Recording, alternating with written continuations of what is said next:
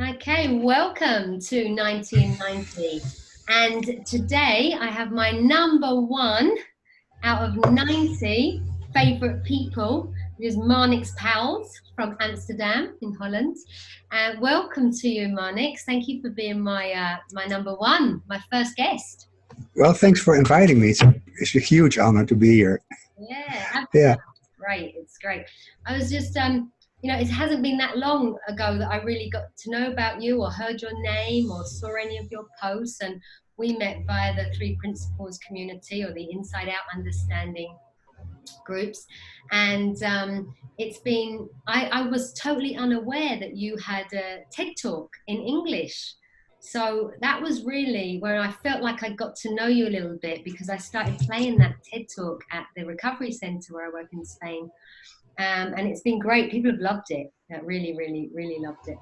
And then I started sort of listening to some more of your other stuff, and I really love your sense of humor, and you bring a lot of joy to the room when I watch you, and I'm really grateful for that. So yeah, I'd like to thank you Thanks. for being. Thanks for acknowledging that. I appreciate that. Thank It's you. cute. It's funny the other day because I was saying to you, I said to the guys at work, they happen to be your guys, and we were watching you, and I said, "Isn't he cute?" And they were like, "Well, I don't know about cute." And I said, "I think he's cute. I'm going to tell him that he's cute." Yeah. And what was my response to that? Yeah, you said you can call me cute anytime. That's right. You can.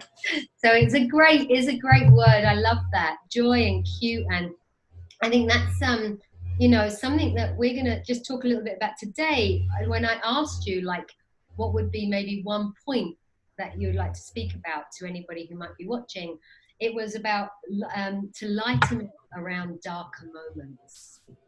And so, yeah, I love that because what I see is being in joy, being in that place of joy, and being in that place is somewhere that I love to work from.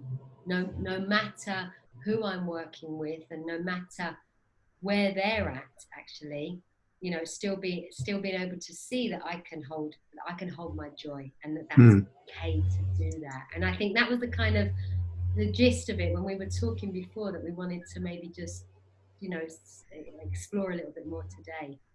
Yeah. I don't even think it's okay. I think it's very powerful even. And it seems to be, I think for a lot of people, it seems to be mutually exclusive, taking your client seriously, or being invested in what's happening in their lives, and be joyful at the same time. So what I always say is that I'm very respectful of the pain that somebody has or experiences, but I'm not too bothered about their story.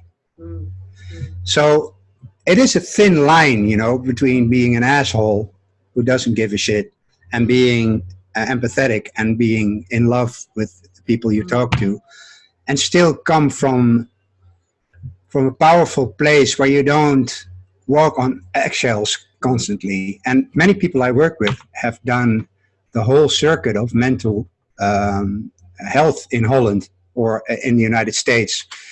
And they've always met people who mean really, truly well, but they constantly seem to acknowledge the fact that the people are broken, that they have to be handled with so much care.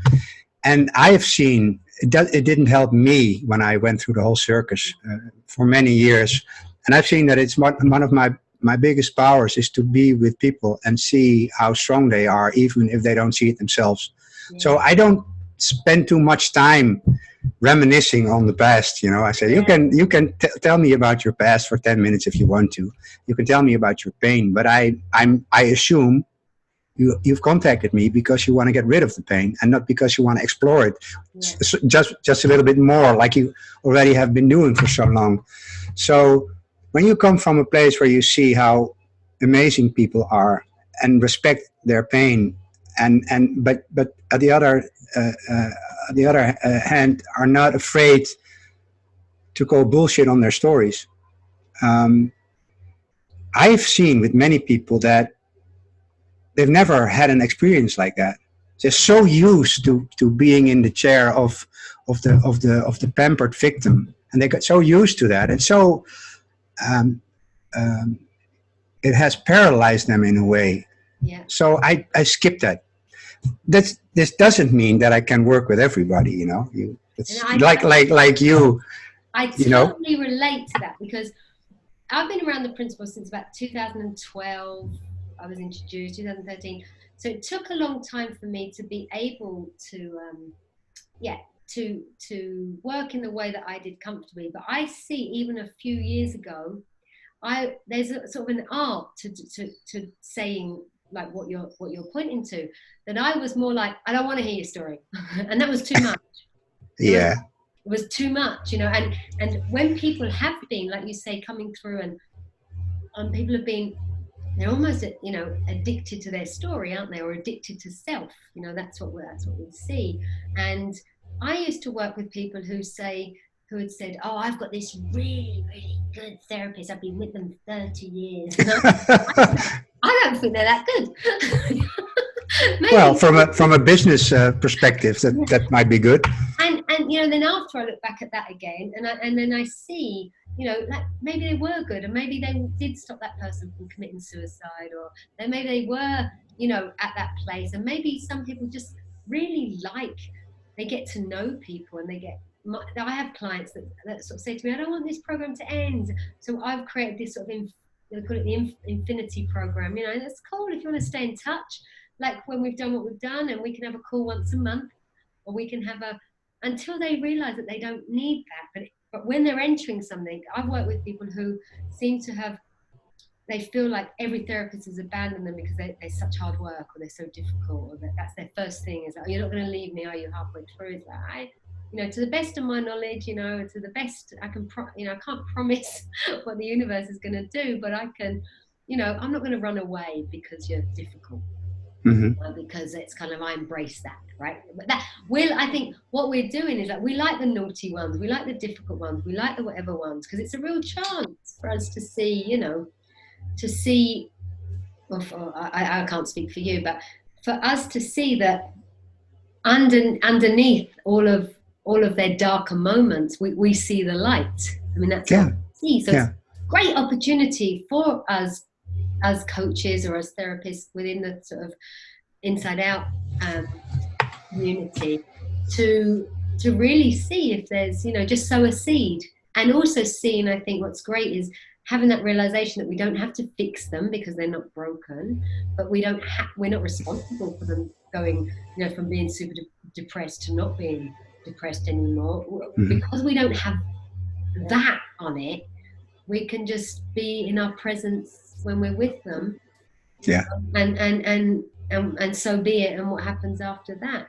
But did you have something particular, like this sort of lighten up around darker moment? Did you have something particular that you wanted to share or point people towards? Or well, I could talk about everything I come across during my client sessions, from the addictions and to the anxiety and to the depressions, and the people who say I don't have confidence and I don't have this, and I'm fearful of just about everything.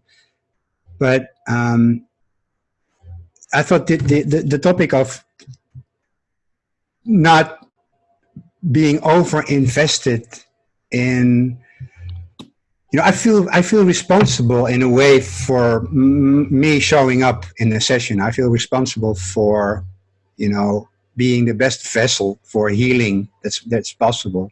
I can't do anything else than that. But I have, I've many examples of people who had been struggling with their pain for many years, and who tried to suck me in there as well, and I just didn't do it. So one of the things is that 1.5 years ago, I started working with a guy who was very, very depressed, and nobody wanted to help him. Literally, like people said, therapists said, no, you're too far off. I'm not. We don't have enough. I can't sign enough contracts to assure the fact that I not responsible for you killing yourself. Yeah. And he was constantly talking about killing himself. Yeah. And then I think, well, since you're able to tell me that you want to kill yourself, you still haven't committed suicide, so you probably still have a reason to be here. Yeah. So we started walking through the forest, and the first half hour he talked to me constantly about all the nifty ways he found on Google to end his life. And it was like he was testing me. I said, okay, interesting. Tell me, what was the most gruesome one? What was the most practical one? Which one did surprise you? And like after half an hour, he was so fed up with talking about it that he just let it go. So honestly, and I'm not sure if this is irresponsible, but it just doesn't cross my mind as being that. I never feel like I have to treat people like they're not capable of healing themselves. I am never on a side where I'm constantly afraid that they'll hurt themselves and I'll be responsible for that. I just don't see that. I just don't see that happen. And it might be very naive, but up until now, it never happened. And to the contrary, most people tell me that they find it truly amazing how much I trust them in what they're doing, way more than they trust themselves, than everybody else they've ever met in their lives. And I'm working right now with a woman who has eating disorder. She has bulimia, and she has been in 7 clinics in Holland, and nobody wants to work with her anymore.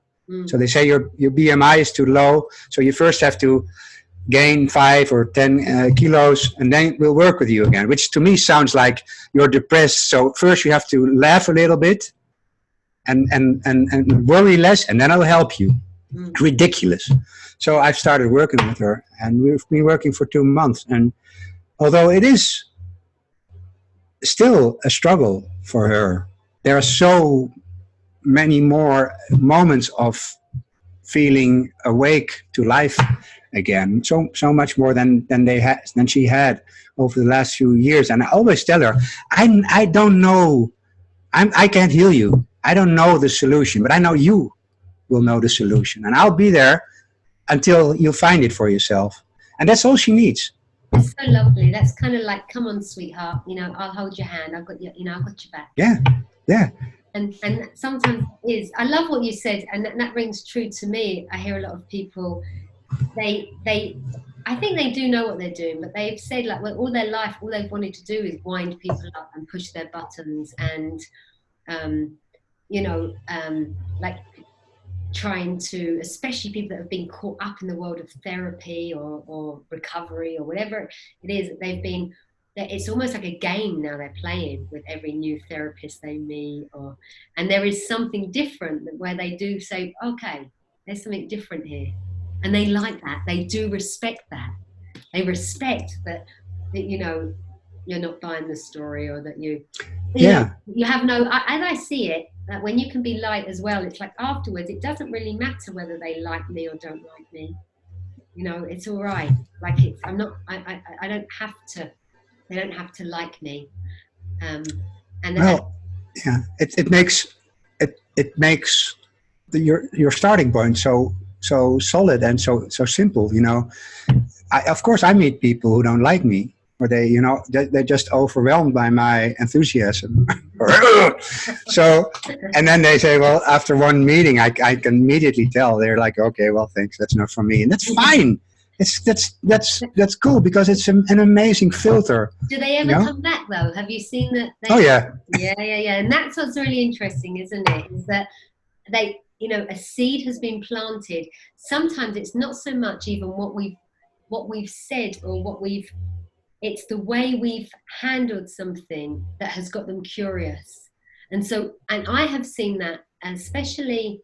There was sort of working in some groups with some challenging people, like really, really challenging lady one day.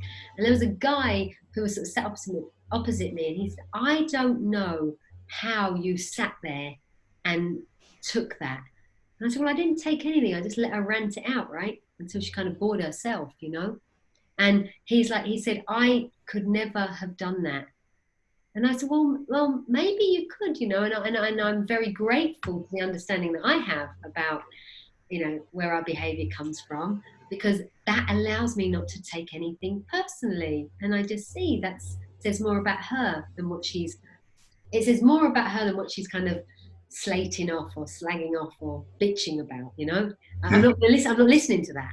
When I've deep listened to her and I realize where she's at, I know that anything that's going to come out of her mouth is going to be nonsense and rubbish. So, and that's what got him, that's what got him curious. And so to want to know more. Well, what is it that, how did you? What is it that you? How do you see it? Tell me more. So we could talk forever. I know we could, but I made a promise to keep these short and sweet. And are we at the 15-minute line yet? So I think it's just giving people a little idea, and I wanted to say again, Marnix, thank you for everything that you're doing for the community and for the people out there who haven't yet heard what we refer to as the inside out understanding, or the 3 principles, or whatever name you want to put on it, if you need to put something on it. But yeah, thank you for all the joy that you've brought into my world. So you'll be my number 1.